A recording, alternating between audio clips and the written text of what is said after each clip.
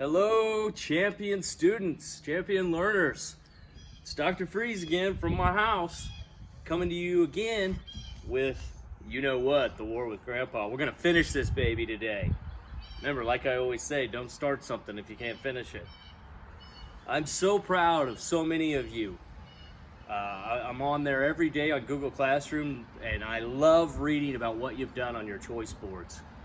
And several of you have not missed a single day. You've done your choice boards every single day, and that shows a lot of dedication and determination, and I know you're getting smarter and you're getting ready for middle school. Now, some of you need to work a little bit harder and do your choice boards every day as well. All right, let's move on to chapter 34. We're getting near the end here, and I think that what happened when we left off was pretty bad. As you know, Peter decided to play a pretty mean prank on Grandpa, probably the meanest prank that's been played throughout the book. He took Grandpa's teeth, his false teeth, his dentures. And, I don't know if you've ever heard or tried to hear someone talk without their teeth, but it doesn't sound very good. It's very difficult, and I feel sorry for Grandpa. So let's pick back up with where we were, chapter 34, War's End.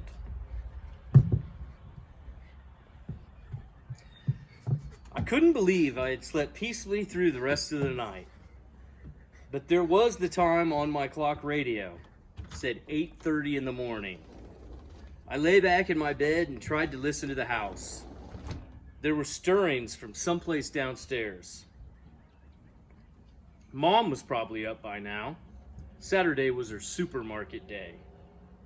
She usually took Dad along with her, and Jenny and me if we wanted to go.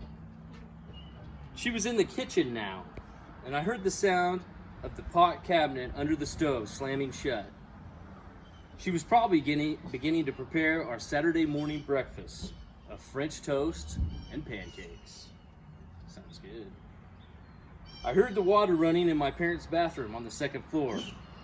That meant that Dad was up washing. Then I heard what I'd been waiting for. Uneven footsteps on the stairs as Grandpa came limping up to see me. And I waited. There was a knock on the door. "Come on in, Grandpa," I called out. The door opened and Grandpa was there. He had one hand covering his mouth, but his eyes looked awfully angry. He came into the room sideways, his face turned toward the window and away from me. "My face are missing," he said. I stared at him. "What?" "My face," he said. "You're my thief, aren't you?" I got out of bed. As I did that, Grandpa turned his back on me. "Don't look at me! Don't look at me!" he said. It sounded like he was talking pig Latin or something. "I don't understand you, Grandpa," I said. "My thief!" Grandpa shouted. "That's me, my thief, you little mother!" Suddenly the dawn came up in my brain. That's the way Grandpa spoke without his teeth. Amazing and weird. "You're asking me to give your teeth back, right?" I said. Grandpa nodded his head, his hand still covering his mouth. "Well," I said, "you gotta do something for me first."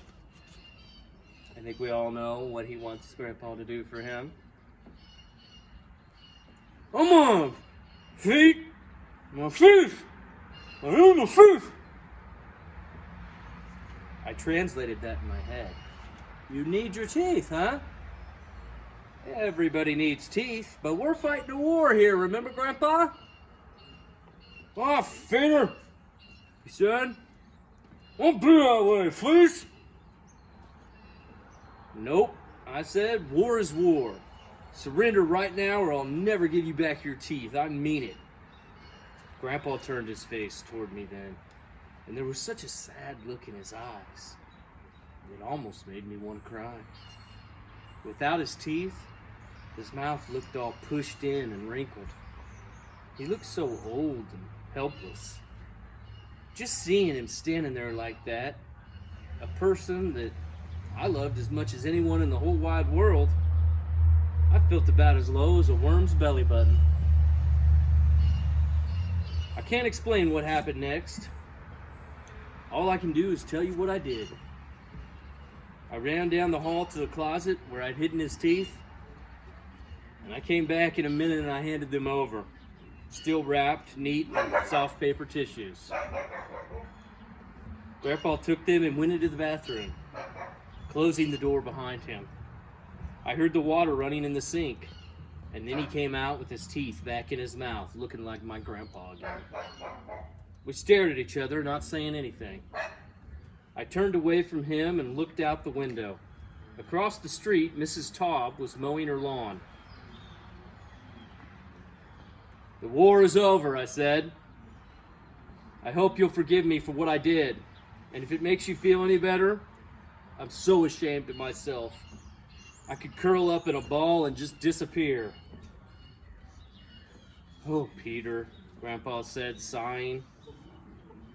"Maybe this is how wars get started and just go on and on," I said. "Your enemy does something bad to you, you do something worse to him, and it gets back to you, and you get him back, and the whole thing gets bigger and bigger and meaner, and in the end, someone drops a bomb." That's what Peter did when he took the teeth. He dropped a bomb. "Isn't that the way wars happen?" "Something like that," Grandpa said.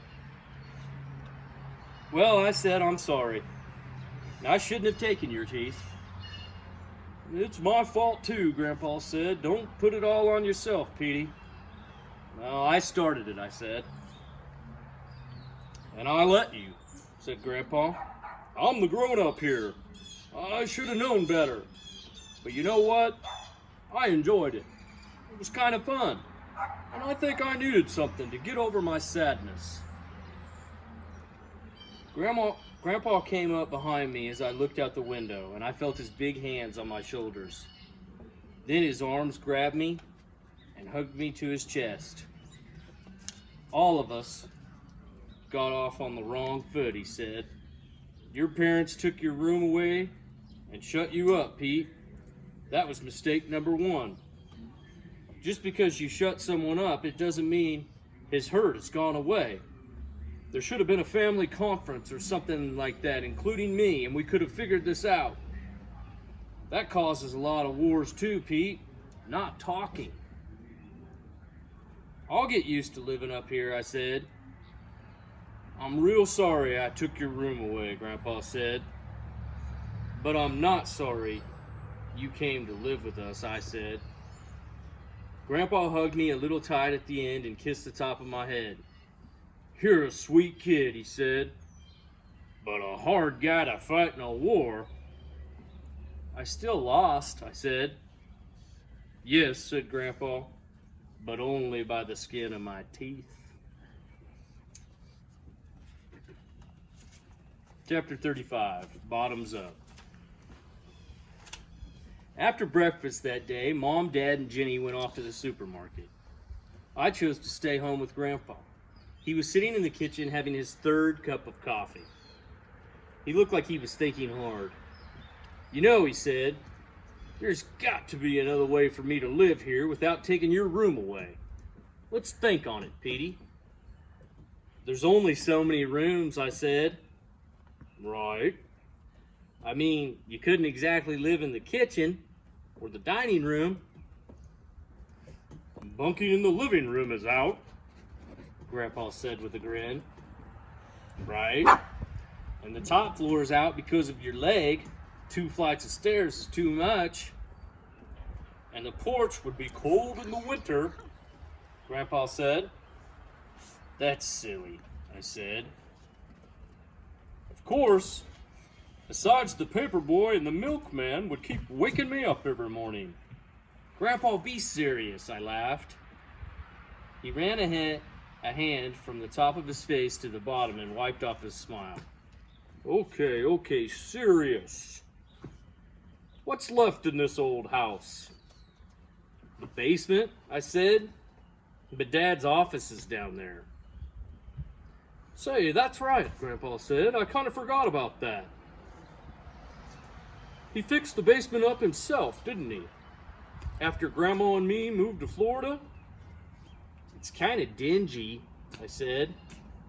Let's take a look. I opened the door to the basement, which was in the hall right off the kitchen, and Grandpa followed me down the stairs. I put on the lights. It's dark down here, Grandpa said, because only one of the 3 ceiling lights worked. Grandpa looked around the big room, peeking into the tiny bathroom. Not too promising, is it? He said. Dad's not a good fixer-upper, I said. That's why he's an accountant, Grandpa said. He took the stepladder Dad kept against the wall and set it up, and he climbed up and poked away at the ceiling panel to peek through the hole. These light fixtures weren't wired too good, he said, but the cable is fine. He climbed carefully down the ladder. Do me a favor, Pete, he said. Run on out to the garage and get me a big tape measure from my toolbox, would you please? I see I got scrap paper and pencil right there on the desk. When I brought the tape measure back to him, Grandpa was talking to himself. Heating ducts and plumbing are okay. Electricity can be pulled through. It's a start anyway. Grandpa took the tape measure and began measuring the floor. I held the end down for him while he was unrolling. All the time he was writing measurements on his scrap paper. Then he sat down at Dad's desk and made a sketch of the room. When he was finished, he turned the paper around so I could see it. I'm thinking about my own little apartment down here, Petey boy, and I think it could be real cozy. Well, it's kind of dark, isn't it? I said. Well, I'd fix those lights and put in a couple of lamps. Some of those floor tiles are loose, Grandpa. Yeah, I'd have to put some carpet down, but it'll warm the place up. Those walls are yucky, I said. Paneling will help them. Make the place neat, too. And I could enlarge that little bathroom and put in a stall shower. There's a gas line over there in the corner, you know. I figure I could put in a little stove and maybe hang a cabinet there. So sometimes I could cook things on my own and make myself a cup of coffee in the morning. Sounds like a lot of work, I said. And that door leads off to the driveway, so I'd have my own private entrance. I don't know, Grandpa, I said. Sounds like a lot of work. Hey, Petey, he grinned. I used to build whole houses, remember? Why, one little apartment ought to be a snap. And you'll help me out, won't you? You bet. Well, then it'll take no time at all. And maybe a little privacy for me and a lot more privacy for the rest of you is not a bad idea. Now all we gotta do is convince your dad. It is his house, after all. I had a very bad thought. What if he says no, Grandpa? I don't think he will, Pete. But what if he does? Will we have to go to war with my dad? Grandpa threw his head back and laughed. That would be fun, wouldn't it? But no, Petey, no more wars. From now on, this family will talk everything out in the open, peacefully, I hope. Last chapter, Building the Peace. It didn't take long to convince Dad about turning the basement office into Grandpa's new apartment. On the other hand, it wasn't as easy as I thought either. I know that Dad and Grandpa and Mom talked about it a lot, mostly when I wasn't around, but I managed to listen in a few times from my secret spot under the stairs. Dad was worried about how much it was going to cost, and Grandpa told him that he had money saved. And if I can't spend it on my daughter's house, making it a place to live the rest of my life, where can I spend it? Dad seemed a lot more willing after he heard that, but he was worried about losing his office. "You'll have your office upstairs in the guest room," Grandpa explained. "2 flights mean nothing to you," Grandpa said, "but only 1 flight down means a lot to me." Dad surrendered after that, and the work began. Grandpa got these men who used to work for him in the old days to help. They mostly worked in the evenings. Moonlighting, Grandpa called it, though they kept the lights on all the time. And I helped a lot. Grandpa showed me how to bang in a nail, how to pull a wire through a wall, how to watch out for electricity when you're putting up lights. "What you don't want," he told me, "is a shocking experience, Petey." It took a little more than 6 weeks to finish Grandpa's basement apartment, but when it was done, it looked beautiful. He had a nice brown rug on the floor, a stove to make coffee and things, a new easy chair to just sit down and relax. Mom and Dad bought Grandpa a color TV of his own that he could watch his programs downstairs when he wanted to watch something else, when we wanted to watch something else in the living room. And Grandpa's new little bathroom was neat. One day he even let me use his brand new shower, and it was great. But the best day was when Grandpa and his friends finished moving all the furniture into the basement apartment. Because when they got everything in place, they went up to the top floor and moved all my things back into my old room. I helped them put all my stuff back in all the right places. I wanted my room to be exactly the way it was, not one thing different.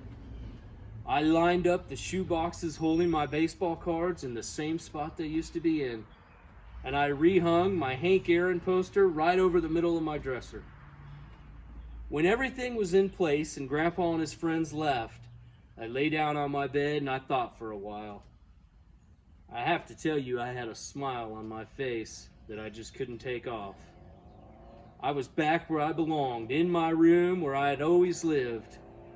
It was like I had put on my favorite pair of flannel pajamas that first cold night in the fall.